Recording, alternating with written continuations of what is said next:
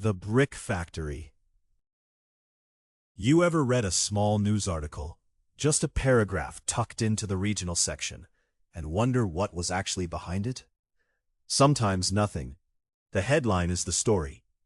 But sometimes there's a whole other thing underneath, and nobody outside the people involved ever knows what really happened. This is one of those. Let me tell you about a man I'll call Vincent. He's a senior I came up under in the car business, sold cars for decades, retired a few years back, runs his own little shop now. He's pushing 60. There's a big age gap between us, but he always treated me well. And even after he left the dealership, I'd still drop by his place to hang out and talk. One day I asked him if anything strange had ever happened to him in all those years on the lot. He thought about it for a long moment, and then he told me this. Vincent isn't religious, exactly. But once a year he does a small ceremony for his ancestors. And over the years, he got close with a particular shaman. Close enough that he'd joke around with her, drop by her place uninvited. She was sharp. She was the real thing. Keep her in mind, because she matters. About 20 years ago, Vincent was working a slow shift at the dealership when a middle-aged man walked in. Well-dressed, polite, in his late 40s maybe. They exchanged greetings, looked at a few cars, sat down at Vincent's desk. The man said his nephew was buying his first car. He picked out a luxury executive sedan, the kind a senior manager drives, not the kind a 20-something usually buys for themselves. Vincent thought it was a little odd, but hey, if the kid can afford it, that's not the dealership's problem. He quoted the price and the wait time, and the man pulled out his nephew's ID and a small deposit and said he wanted to do the whole thing on financing.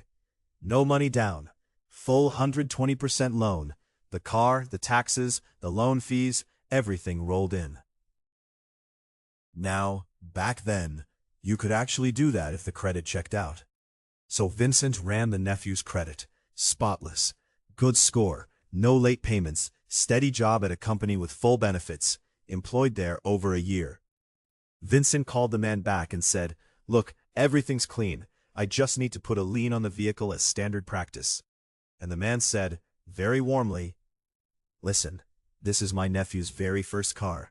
I don't want a lien on it. Can you do me this favor, just this once?" And Vincent, being a salesman who just landed a fat commission, pulled some strings with the finance company and got the lien waived. The car went out. Less than a month later, the man was back. "My other nephew needs a car too. Same model. Let's do it again." Vincent ran the second nephew's credit. Spotless again. Same kind of profile. The car went out. And then it just kept happening. 2 cars a month, every month, for the better part of half a year. In the car business, we have a name for somebody like that. We call him a key man. A guy who brings in clients, who basically does your selling for you. Vincent loved this guy. They started going out for dinner together, drinking together, calling each other older brother and younger brother. When the man called, Vincent would say, "Hey brother, what's up?" And the man would say, "My nephew needs a car today." And Vincent would say, "Come on down." And the man would show up with a thick stack of paperwork already prepared. Resident registration, seal certificate, ID copy, bank book copy, everything. Everything the nephew would need to be there in person for. Except the nephew never came in person. Not once. Vincent never met any of them. After about a dozen of these deals, Vincent finally got curious enough to ask. The nephews all had different last names, different ages. There was no way one man had that many nephews. So one day, sitting across from him at the dealership, Vincent said, half joking, "Listen, brother, you've got to tell me what it is you actually do, because no man has this many nephews." And the older man just looked at him for a long beat and laughed this strange, hollow laugh and said, "Tell you what, little brother, come have dinner at my house tonight." So, Vincent followed him home. This was before GPS, so the man drove ahead and Vincent followed. They drove out a little ways past the edge of town. Right by a small church, the man pulled up to this enormous two-story brick house, the kind of house you saw in television dramas about rich families.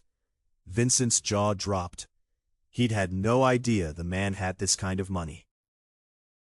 Inside, the house was empty. The man lived alone. He fired up a grill in the yard and cooked steaks and sausages, and they drank, and they ate, and after the food settled, the man started to talk. "The truth is," he said, "I run a business. I own a brick factory, and I was an orphan myself, abandoned as a child, raised in an orphanage. Everything I have, I built with these two hands. So now that I've made my money, I give back. I give back to the kids in that same orphanage where I grew up." He explained that he'd watched these kids grow up, helped raise them in a way, and when they came of age, when they finished their military service, when they got their first job, when they started to find their feet in the world, he wanted to give them something he never had. He wanted to give them a car. He couldn't just hand them the cash, he said, because he wasn't infinite. But what he could do was put them on a loan and quietly cover most of the monthly payments himself, so the kid wouldn't feel the weight of it. So the kid could feel, for once in his life, that someone had his back. "I grew up watching other people's fathers drive their sons around," he said. "I wanted that more than anything. So now, I give it to them." And he said he wasn't just a donor anymore. He was running the orphanage now, operating it. He took Vincent into a side room and showed him the trophies, the plaques, the framed photos of children, smiling kids, years of them. Vincent felt something shift in his chest. Suddenly, everything made sense. Why this man brought in so many young men's paperwork. Why those young men trusted him enough to hand over their entire identities. Vincent went home that night feeling small. Here was this man living a life of quiet generosity. And there Vincent had been, patting himself on the back every time he closed a sale. The next morning, he resolved to do better. From then on, when one of the Nephews' cars went out, Vincent paid out of his own pocket to upgrade the window tint, the GPS unit, whatever he could throw in. A little gesture. A small repayment. Now, back to the shaman. A couple months into all this, Vincent dropped by her place one slow afternoon, just to nap on her floor, drink a coffee, kill an hour. Her door was usually open. He walked in, called out a hello, and started to stretch out on the floor. And she looked at him. Really looked. "Where have you been?" she said. "What do you mean?" "I've been at work, selling cars." "No, there's a smell on you, a smell that should not be on a living person. It doesn't come from just walking around. Where have you been?" He laughed it off. He said he hadn't been anywhere unusual. She kept pressing. Had he been to a funeral? Had he been near someone who died violently, away from home? "No," he said. "Nothing like that." She tilted her head, frustrated, and then she leaned in close. "Listen to me. Don't go anywhere with deep water. Don't go anywhere high up. Don't hurt anyone, even if it costs you. If you're going to lose money, lose it. Lower yourself. Make yourself small. Everyone has a life thread, and yours is shaking right now. When your thread shakes like this, you stay quiet, you stay low, you stay careful. Something's wrong around you. Be careful." He tried to joke. "What, you trying to upsell me on a ritual?" And her face went hard. "Have I ever asked you for money? Have I ever once? I'm telling you the truth. Be careful." He left her place, feeling cold. But days passed and nothing happened, so he settled back into his rhythm. And then the businessman called again. Another nephew, another car. They met at the dealership, did the paperwork, and as they were finishing up, the man said, "Little brother, I want to talk to you about my business, properly. Can you make time?" Vincent said, "Sure, anytime." The man said, "Listen, I have a quick errand. I need a document dropped at an address, and then I need to swing by the county office. Come with me, and after that we'll go to the factory and talk." Vincent agreed. He dropped the envelope in the mailbox at the address the man gave him, and met him outside the county office, and started following the man's car out toward the factory. Halfway there, his phone rang. It was the shaman. She was screaming. She said she'd fallen. She couldn't get up. She was in agony. She said something was wrong with her. She couldn't move. "Please, please come. Forget the ambulance. Just come." She was going to die. Vincent panicked. He was almost at the factory by then.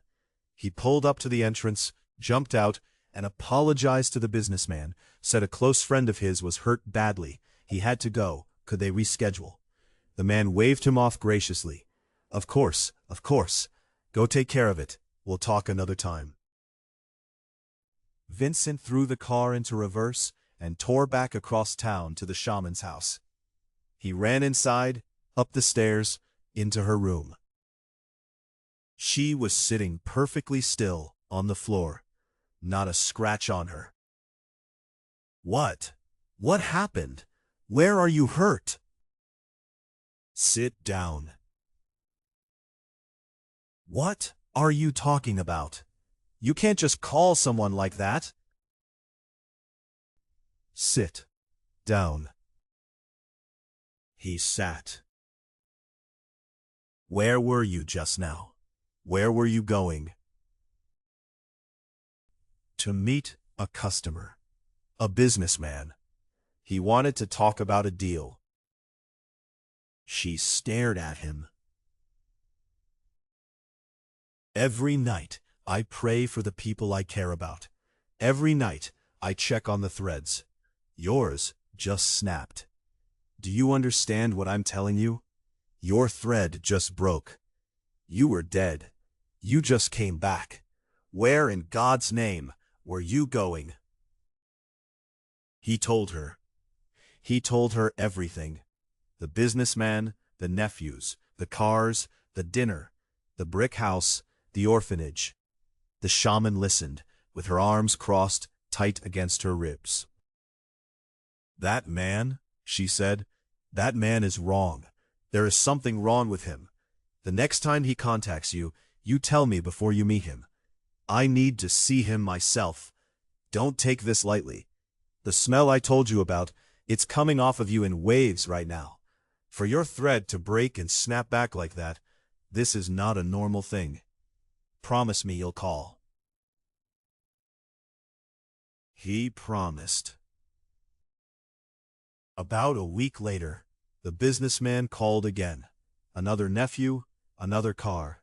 Vincent set the appointment, then called the shaman, and she said she'd come early and wait in the parking lot.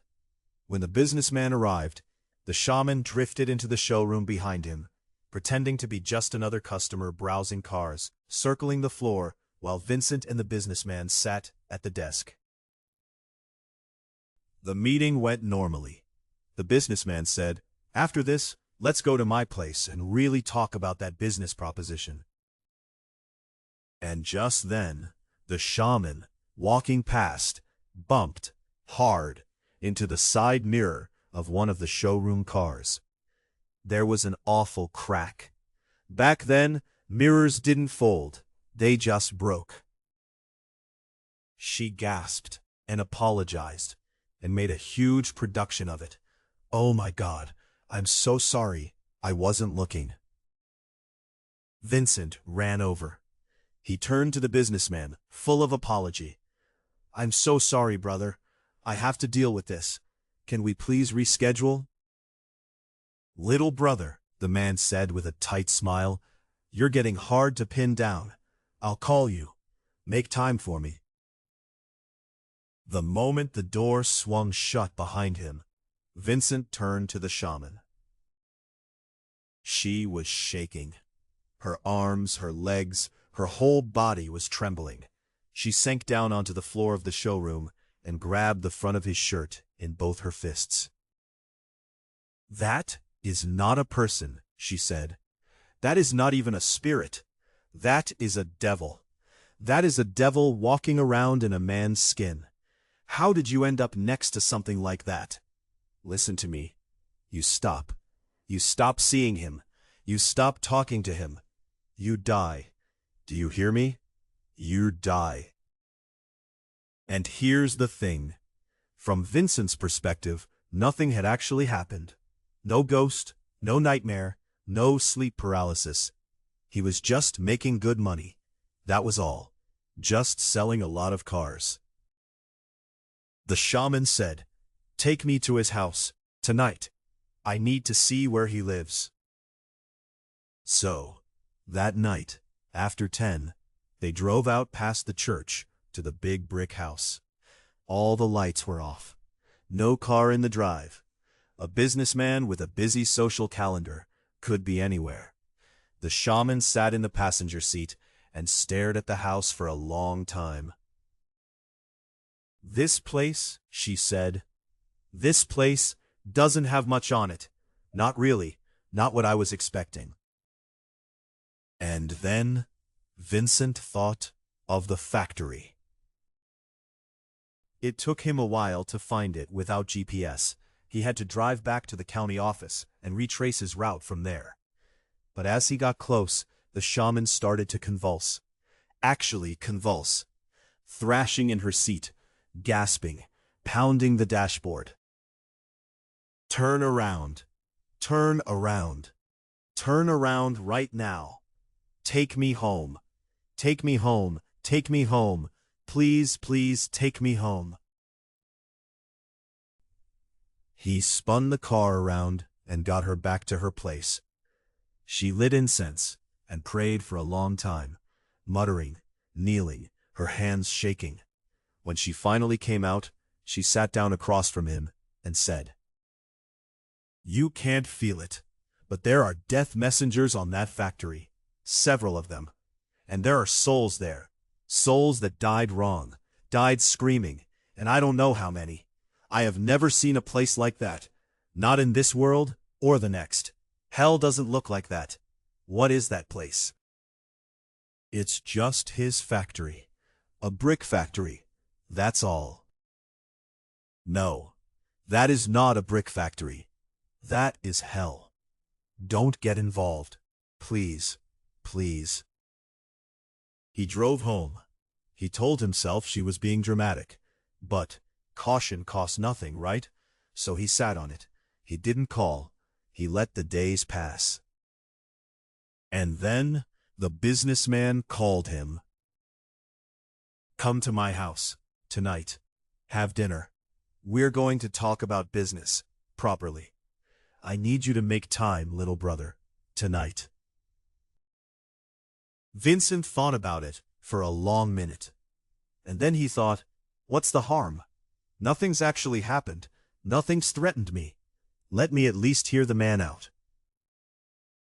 They ate, they drank, and the businessman finally laid it out. "I'm going abroad," he said. "I want to expand my charity work. There are children overseas who need help, and I want to dedicate the rest of my life to that, so I have to wind down the factory here. But I don't want to sell it to just anyone. I want to sell it to someone who'll keep supporting the orphanage, someone who'll honor the work I've done." He looked Vincent in the eye. "You think I haven't noticed how you've been treating my nephews? The upgrades you pay for out of your own pocket? I see everything, little brother. I want you to take the factory. I want you to stop selling cars and become a businessman." Vincent was floored. He stammered something about never having run a business in his life. The man waved it off. "I'll hand it all over to you. Suppliers, Raw materials, distribution, my contacts at the buyers, all of it. You just keep doing what you do and keep supporting the orphanage. That's all I ask. I'll sell it to you cheap. I have all the paperwork ready.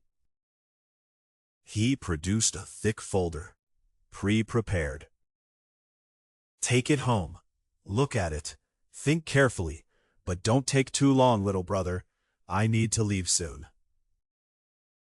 Vincent went home with the folder under his arm. Now, here's the thing about being a car salesman. You meet everyone. Doctors, cops, contractors, lawyers, auction specialists. Over years and years, you build a network without trying. So the next day, Vincent took the folder to a friend of his who specialized in property auctions. That's the world where people really know how to read business paperwork, and asked him to look it over. The friend went through everything. He whistled. This is priced low. Really low. The revenue's solid on paper. Margins are decent. No debt on the books. If you can come up with the money, this is actually a hell of a deal. What money? I'm a car salesman. Where am I going to get this kind of money? But that night, alone, Vincent thought it over. He thought about the shaman. He thought about her shaking hands. And then he thought, when does an opportunity like this ever come around? The man's going abroad. He's basically giving it to me. I can be the boss. I can have people working for me. I can sit back and let other people labor, make me money. He called the businessman in the morning and said yes. With one problem. He didn't have the cash. That's easy, the man said. We sign a contract first. Then you take the contract to a bank, use the factory itself as collateral, take out a mortgage against the property and equipment, and pay me with that. People do it all the time. So they started. They drew up paperwork, met with banks, ran the numbers, and sure enough, the loan came back at almost exactly the price the man had asked for. With a little of Vincent's own savings on top, it would work. Vincent started walking around humming to himself. He had a little bounce in his step. Boss, sir, Mr. Vincent. He daydreamed about it. And then, in the middle of all this, the dealership called him in. When he got there, the finance manager from the loan company was waiting in the back office. Vincent walked in, and the manager said, I'm sorry to do this, but I need to talk to you. Over the past year and change, almost none of the cars you've sold have had their loans repaid. The default rate on your sales is unlike anything we've ever seen. Is something going on? He slid a list across the desk. Vincent looked at it. Every single nephew, every single one of the businessman's nephews was on it, except one. None of them had been making payments. Not one. I had no idea. The manager slid another document across. The vehicle registration histories.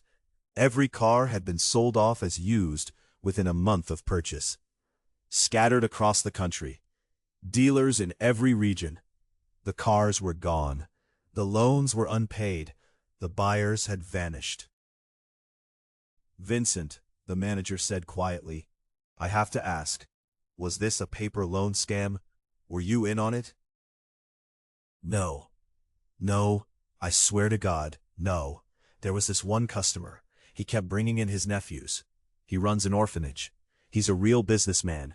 He's about to go abroad to do charity work overseas. He would never. All right, the manager said. I hear you.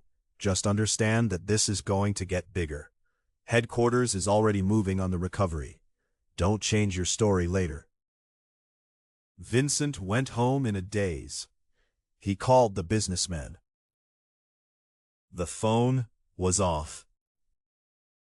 He called again the next morning. Off. He called that evening. Off. 3-4 days went by. just dead air every time. And then the police called. They wanted him to come in for questioning. He went. He told them everything, exactly the way it had happened. They told him this looked like a paper loan fraud ring, that he was technically in violation of certain lending regulations himself, but they weren't going to pursue that as long as he cooperated. He had a friend on the force in another district, so when he got home, he called that friend in a panic, told him the whole story, and asked him to find out what was actually going on. A few days later, the friend called back. This is one of the strangest cases I've ever heard of.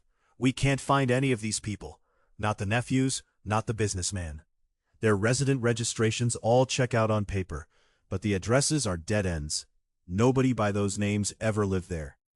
The jobs on their loan applications, those people never worked at those companies. They don't exist. What about the businessman?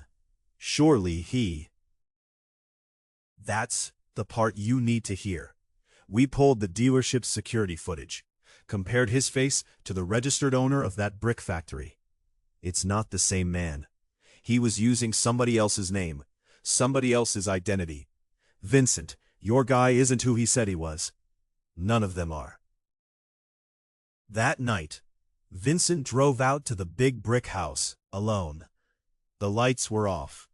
He went around to a window and looked in. The place had been ransacked. Drawers pulled out, papers everywhere, furniture pushed aside. Whoever had been living there had cleared out in a hurry. Vincent stood there in the dark and thought, my God, I almost. And then he thought about the factory. He drove out to it. He stood at the gate and looked through the fence. He'd been there once before, but he hadn't really looked. Now he wanted to look. And as he stood there, the shaman's words came back to him. That is not a brick factory. That is hell. The hair on his arms stood straight up. He turned and ran to his car and drove straight to the shaman's house. She listened. She nodded slowly. She said, "Take me there, one more time. I need to see it again, now that we know." They drove out together. As they got close, she started to tremble. Not convulsing this time, but shaking with a deep contained fear. Like someone holding themselves still in the presence of a predator. She stared through the fence for a long minute. Turn around. Drive. Drive. He drove. Once they were a few miles down the road, she finally spoke. Those bricks, the stacks of bricks in there. Do you see them? Yes. That's where the people are. They're lying inside them. Look there. Look at the bricks. Vincent went back to the police. He told them he wanted to look at the factory again. They told him they'd already searched it. There was nothing of evidentiary value there. He said, "Please, please, just let me walk through it one more time. There's something I want to look at." So an officer went with him. They wandered the grounds. Vincent walked over to the kiln, the big oven where the bricks were fired. Beside it, stacks of finished bricks, hundreds of them, taller than his head. He walked closer. They were just bricks. Plain bricks. He turned and looked at the kiln itself. And he stopped.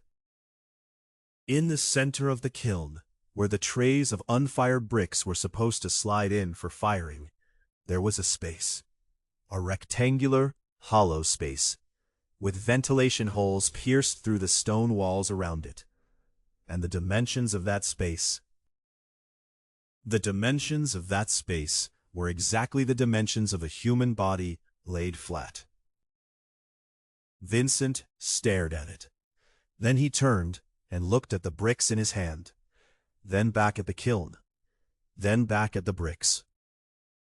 He turned to the officer. "I'm sorry," he said.